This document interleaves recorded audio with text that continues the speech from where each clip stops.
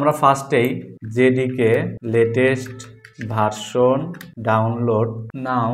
আমরা এখন জেডিকে ডাউনলোডসে যাব।